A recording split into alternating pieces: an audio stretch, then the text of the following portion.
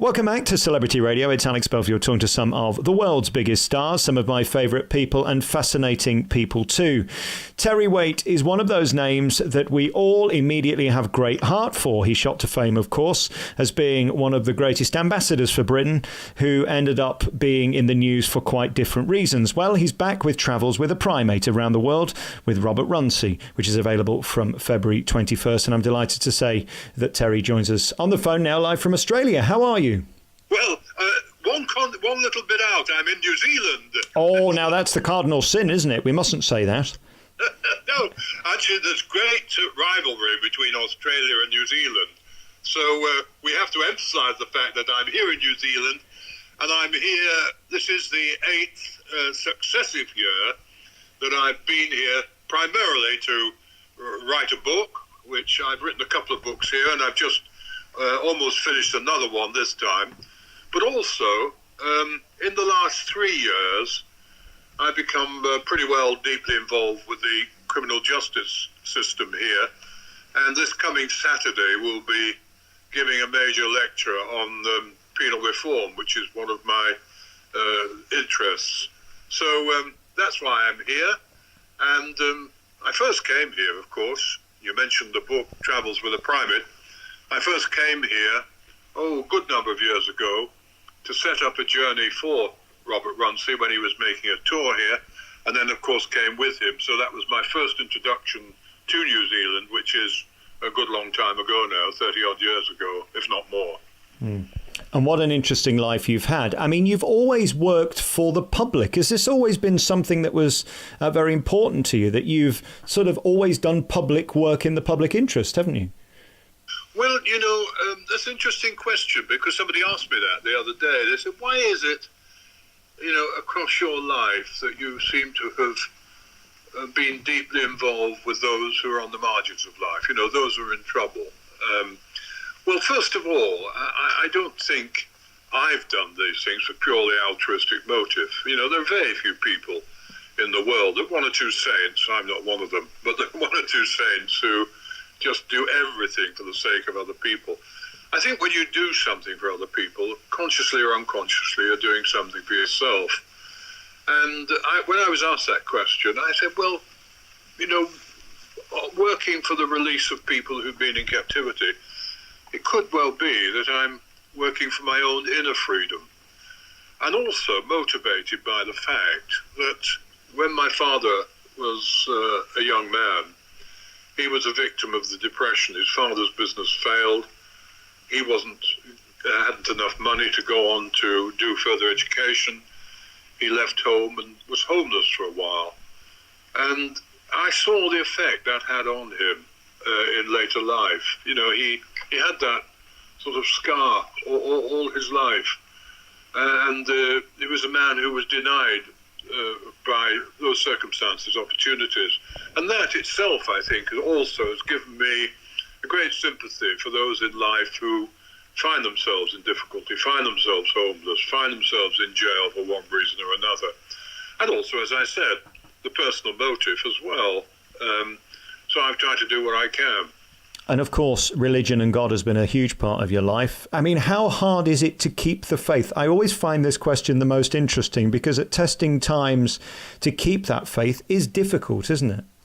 Well, you mentioned religion. I don't like to think of myself, this may surprise you, as a religious person. I'm a believer, and I certainly call myself a Christian, and would try as best I can. I don't always succeed to follow what I consider to be the teachings of Christ. But having said that, I regard religion and the concept of God itself being a great mystery, that no one ever really comprehends and understands that mystery.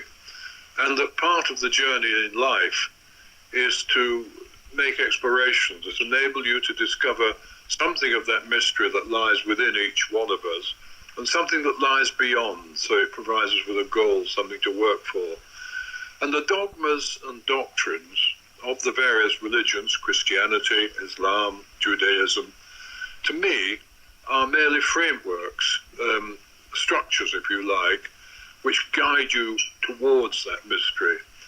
And where I think so much religion falls down is that people tend to argue and discuss and debate forever the framework, the structure, and miss the whole point altogether. It's not about the structure. The structure is there as a handrail, if you like, but the essence and the centre really is this desire to find and explore more deeply that mystery. And where you get this discussion and debate and anger and frustration about structure, you get conflict within the religions and between the religions. But where you find people in the religions, or different religions, who have really grasped the essential meaning, the mystery itself, then you find you have a unity. I don't know, that may sound terribly complicated, but that's what I hold to. And I guess for the 4 years that you were held captive, these moments, these thoughts, these principles are the only thing that keeps you alive, the fight to keep fighting on in the belief that one day it will all be resolved. Well, yes, I think this, that, I took the philosophy that all people suffer, and we live in a world full of suffering, and many people suffer through no fault of their own. It's part of the human condition. But in most instances, I do believe that suffering needn't destroy. When you look at the great works of art or poetry or music or painting, you find very often that many of these things have come from situations of great suffering. So I held on to this belief that, although, of course, there was some degree of suffering in captivity, that it wasn't going to destroy me, that something creative was going to emerge from it, and something has. For example, as I mentioned a moment ago, I've always had that sympathy for people who are on the margins of life. Sympathy is one thing, but now, having been through that experience of deprivation, that sympathy has been deepened into empathy. Sympathy is to feel sorry for. Empathy is to know what it's like to have nothing, to know what it's like to be, looked down upon and kicked around. And that's a whole world of difference. And that gives me a motivation too, to say, well, I don't like to see other people in that position. When you look at your life, I mean, you must be proud. You've travelled all over the world and you've done honourable and credible work. I suppose at this point, anything else is a cherry on the cake, really, because for decades you literally fought for the right of people and to free people. Then to find yourself in a situation where you're kidnapped yourself must have been fascinating. Did the knowledge that you had from those that you'd freed help you get through your time in incarceration? Because I'm wondering how that affects you. Can you know too much? Would you have been better to have known less? Or did the knowledge become power? Well, in part, it did help because, as you quite rightly say, I went on many hostage missions all over the world, meeting with Gaddafi and General Amin and all sorts of people. But I always went into these situations recognizing that there was a possibility of either being captured or being killed, and I took that into account. I mean, some people have said, quite wrongly, that I went into situations believing that I was invincible and that God was on my side. A complete nonsense. Never believed that at all. I always believed that I, along with any other human being, was as vulnerable as the next man. Having said that, that sort of preparation was there within me. I half expected it to come at some point. But there again, I've been engaged. I founded an organisation, or helped found an organisation called Hostage UK, which is now Hostage International. And part of the responsibility there, as apart from caring for hostage families, is also doing training for those who are negotiators. And although in the services, people can be put into simulated situations where they're put into a hostage situation for 5 days, they know very well that even though they're going to be treated roughly in those 5 days, at the end of 5 days they're going to get out. They're not going to be kept there forever. When you're a hostage, you do not know. You are there day in, day out, and you live each day as it comes. You never know if you're going to be released or when you're going to be released. And there's a profound difference. So what I'm really saying is, yes, some degree of preparation can be done, but you can never be prepared fully and absolutely for what you might experience. And as for the balance between the person who's kept hostage and the family, who has it toughest? Because at least you know you're okay and you're well. Your family don't know that. Is it tougher for them almost? I think it's very, very tough for hostage families, very tough indeed. And in Hostage International, we work very closely with the FCO Foreign Office, and but we're independent, we're totally independent. And we work with all people who are associated with hostages.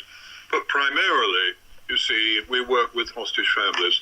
When someone has the misfortune to be taken hostage, the family are contacted by the Foreign Office, who will then mention the fact that we're around and we're there. If the family contact us, then we assign somebody to work with that family and to stay with that family for as long as they need us. Often, that's after as well. It means we stay with them after the person has either been released or we've had proof that that person is no longer alive. And that can be the most critical time. Release can be a very difficult period for people. But just give a couple of examples. I remember one example we dealt with where a lady's husband had been taken hostage, and there was very little money in the house, and she was having a desperately difficult time because no salary was coming in. There was an insurance policy due. She got in touch with the insurance company, who said, well, we can't pay out until we get your husband's signature. Well, she said, how can I possibly do that? He's a hostage. And of course, they wouldn't pay out. Well, that was a situation which we could resolve very quickly by going to the insurance company and making sure that she got paid, which she did. And that was that. That's a simple case. A much more complex case is of people needing medical or psychological help, which we can assist with. So yes, you're right. It is, in some respects, very much more difficult for families than it is for the hostages themselves. Well, the difficulties are different, put it that way. Yeah. Do you still think about it? Are you completely over it? Did therapy help, or will it always be with you? Oh no, it's always been with me because it's part of my life, and I'm frequently asked to talk about it. And I don't just want to talk about it just to say, come on, look what I did, look what I suffered, etc., etc. I don't want it to be in that vein. But what I do find is that having been through that experience, as I said earlier, it has given me that rapport with people who are on the margins of life. I mean, for example, when I go into prisons, and I go into a lot of prisons up and down the UK and all over the world and over here in New Zealand, there is that rapport with prisoners immediately because they say, well, at least you know what it's like to be deprived of liberty. You know what it's like. And therefore, that gives us a platform at which to begin to talk immediately about some of the issues that they wish to talk about. So it's useful in that sense. But sometimes, one wishes, well, I didn't have to keep talking about it. But on the other hand, I understand there's legitimate interest, and it's part of my history, part of my background, and that will never change. Even today, we're still reading tonight in the news about people are taken hostage. It's still a form of getting global attention. And I think it is about that, isn't it? It's more about the media hype of hostage than actually taking someone and holding them captive. Would you agree with that? Yeah, well, you're quite right. I mean, I forget the figures now, but I mean, at one point, there was something in the world, something like 2,000 people are being held hostage for a variety of reasons. That's an awful lot of people. It's sort of a business that goes on and on and on. And I don't think it's going to go away. What has changed over the years is that when I was primarily engaged in the negotiation process, the cases I dealt with were predominantly political cases where people were being held by groups who were seeking political advantage. there's been a big increase in recent years of what you might call criminal cases where hostages are held for ransom. Of course, both these things are criminal acts in themselves, political and criminal, but it's just that division is made for the sake of clarity. And there's been a big increase in that. And I'm just the other week, I was in Los Angeles talking to where we've got hostage internationally set up in America too. And I was talking to one hostage, Michael Scott Moore, who was held by in Somalia, and he's written a very interesting book about that whole experience. Had a terrible time there, which was a classic case of hostage taking for ransom. But when you look at these things, you see, I mean, I've always argued that hostage taking and hostage negotiation and hostage release, that's just dealing with a secondary problem. You've got to get behind, if you want to really deal with the problem, you've got to get behind it and say, why is hostage taking so prevalent, let us say, in Somalia? And you look at it and you find there's a failed state, you find there's no employment for people, you find criminal gangs are taking charge of hostage taking, and there's no real proper law and order in the country. And somehow we have to begin on a global scale to really deal more effectively with the root issues, the root causes. Any hostage negotiation work is merely first aid work. The more important work is to deal fundamentally with the root issues. And that's a job which is an enormous job, and where we need astute and interested politicians. Yeah. What an amazing life and career. And then we look at this new book, of course, which isn't a new book. It's in fact a re-release, but you're bringing it back out on the February the 21st. And it did so much business over the years. It's sort of becoming your defining moment, really, Travels with Primate, isn't it? Yeah. Well, Robert Runcie was, he won't be known to a lot of the younger generation, but he was the 102nd Archbishop of Canterbury. The first one was Augustine, and he who came to this country from Rome all those years ago, and Robert happened to be number 102. Now, he was a very interesting man. He was a man who was a classical scholar. He taught in both Oxford and Cambridge. But one would never have known that. He never wore his scholarship on his sleeve. When he was facing the media, he tended to freeze somewhat, because he was always conscious of the fact that he had to be extremely careful what he said, otherwise his words might be twisted and used in a variety of ways. But you get face to face with him, and you sat down with him, as I sat down with him many, many, many times, in informal conversations and informal gatherings. He was marvellously funny, a great wit.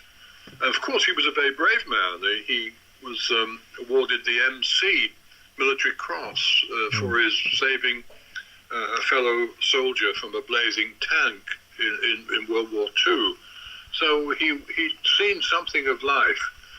And I travelled the world with him. There were just the three of us, Archbishop of Canterbury, his chaplain, and myself, and we went around the world. And the book, Travels with a Primate, often in the past it's been put in the natural history section rather than elsewhere because of the word primate. People have confused that. But I travelled the world with him, and many funny things happened. And I recollected these funny things in captivity because I needed some humour, and so I went back in my mind and recollected these stories. The story of being, for example, in Nigeria, when we went to Nigeria, and it was an enormous crowd, enormous thousands of people turned out to see him. And I was travelling with him in the car, and we were going along, and lots of little booths, little stalls have been set up by the side of the road, selling caps and things, knickknacks for the visit. And as we passed one stall, the Archbishop looked through the window. He said, "Good heavens," he said, "look at that." And there was a chap selling balloons, and he painted on the balloon the picture, a face of the Archbishop of Canterbury. And he got the slogan beneath it, which said, "Support the Anglican Communion and blow up the Archbishop of Canterbury." Wow. And he was selling these balloons left, right and centre. But, there are all sorts of... We went to China, we visited visited New Zealand, Australia, South America, North America, in fact covered the complete world. And it was a fascinating experience. So in this book, I've recounted mainly the humorous events that took place. And people have enjoyed it. I was told by my publisher, to my great surprise, that they did the first print run, and then the demand for it was so great, they've started on a second print run before it's issued. So that's good news, because, and I'll tell you why it's good news for me, because I've never taken any money from any of the charities I've been associated with, apart from minimal travel expenses. I don't believe I should profit from that. So I earn my living by writing and lecturing, and that's how I can then give time away. So it's good news. You spent most of your life working for the church. I wonder whether, in light of this new book, Travels with a Primate, Robert Runcie, when we look at someone like him, is it a blessed life working as an ambassador of the church, or is it a tortured life? I feel the same about the royal family. I can't work out whether it's a blessed existence or sort of an existence where you're giving everything and there's little left for yourself. Well, that's a very, very good point. And I'm glad you mentioned the royal family, because I've done myself, many a visit with Princess Anne, we've gone together to prisons, and also with Camilla, who's taken a great interest in Emmaus for the Homeless, is our patron. And I tell you one thing, and I learned this from being with the Archbishop, it looks glamorous from the outside. It looks, they say, oh, look, travelling in those posh cars, going first class perhaps, or going to these dinners. After a while, I can tell you, you do not want to go to another black tie event in your life when you're going to a reception every day. I sometimes look in the paper and see, for example, what Princess Anne does. It's a terrific, terrific program. And all the time she's going around the country, she's well briefed, she's not in any way, she's always well briefed, she always knows what she's doing. And she goes into situations which at times I know from my experience, although she would never say so, you're meeting people who, well, frankly, are not the most interesting people, but you have to show interest and you have to be interested in them. It's a killing job. And I found, looking back on it, when doing all that type of thing, it was exceptionally demanding. So I have no illusions about it at all. And I do have a sympathy for anybody in the public eye, particularly, when you think about it, when you think that the Queen at her age gets around as she does, it is completely remarkable. And she has my full, as many of them do, my full admiration for what they do in that particular role. Absolutely, me too. What a thrill talking to you. Thank you so much for your time. It's a great honour and a pleasure as always. Terry Waite is one of life's great humanitarians who has fought his whole life for the good of people, and what an honourable accolade for anyone. You can find the new book, Travels with a Primate, which is available for pre-order on Amazon from February 21st. And we thank you so much for your time. Thank you, Terry. Great to talk. Okay, Alex. Bye-bye now. Lots of love. Bye-bye. That was great. Thank you so much. I appreciate it. Okay, well.